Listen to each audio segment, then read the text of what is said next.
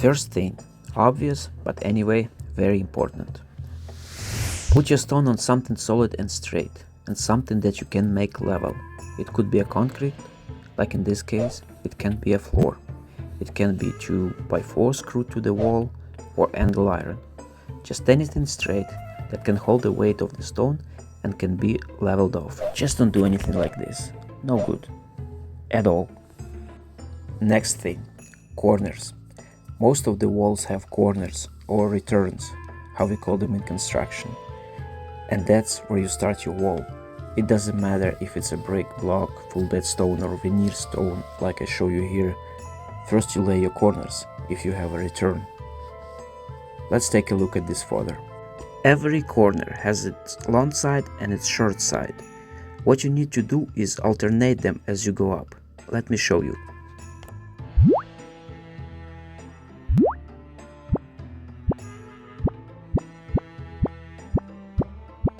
And that's it. Long, short, long, short. Another thing is the height or the size of the corners. As you can see, there are different size corners. When I lay them, I'm trying not to put the same size on top of each other. Let's see. Medium, small, smaller yet, big, and so on. Let's see a couple examples. Corners first, then fill in between. Long, short, long, short. The life of the stonemason. Big, small, medium, and so on. One more thing I want to mention about corners. When you have slant wall like this, it makes sense not to stagger long and short corners on this side, because you're gonna have little steps here instead of straight line. But it's totally optional, it's just much easier this way. So how to actually lay stone that looks good? By the way, all my pictures are from the job sites that I personally worked at, and that's why there are so many unwanted objects in the frames. But thanks to Photoshop's magic, I can make them disappear. Sorry, Tyler. Once you have your corners up, or sides, like in this example, it doesn't matter if you have return corners or not, you lay your sides first. Again, once you have your sides up, you work your way in this direction. In the middle is where you want to finish your wall. The reason for this is there are no boundaries here, unlike the edge of the wall. You can put big stone here, small stone, or any cut you want. So always lay your stone away from the sides and finish in the middle, roughly. On this example, I want to show you how to actually lay stone. This is not the best looking wall.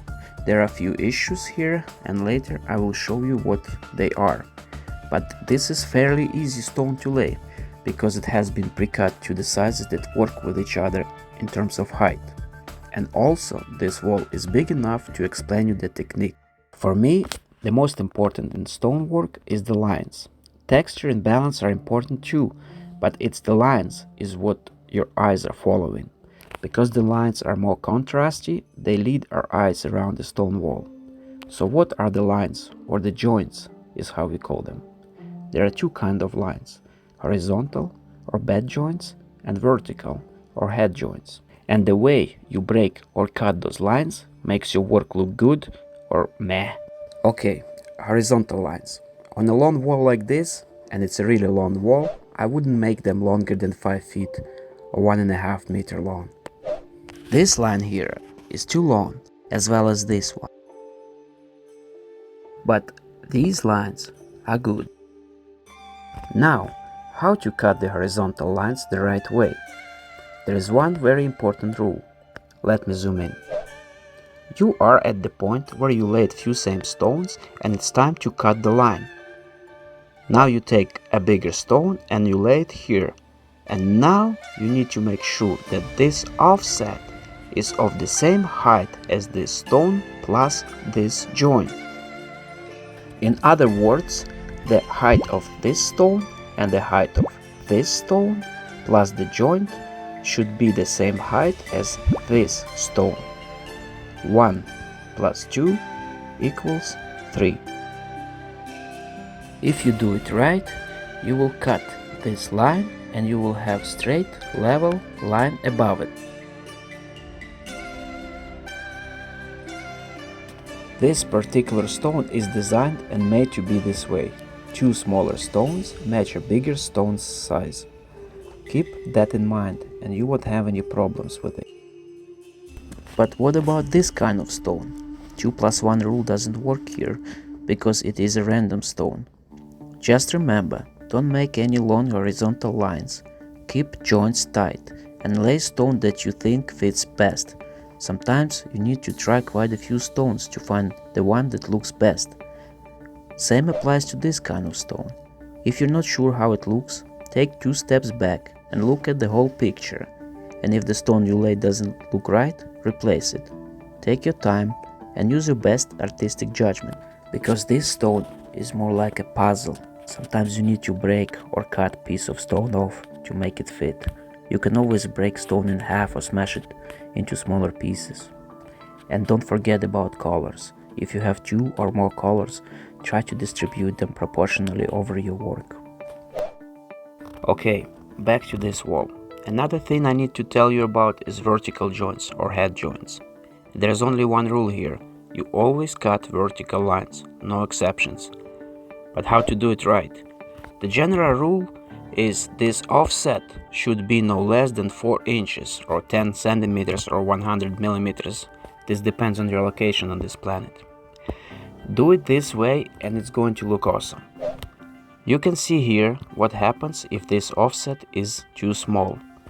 It just doesn't look good, especially if they're stuck like this.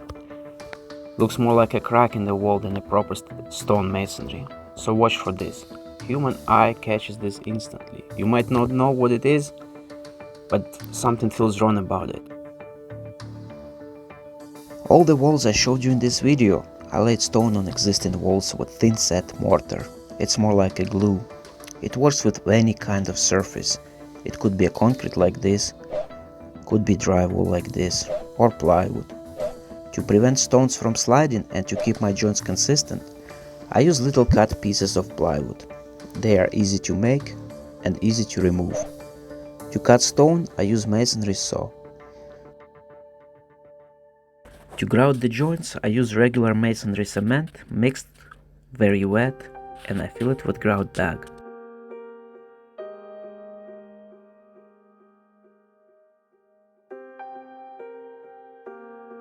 And I finish it with special jointers and brush.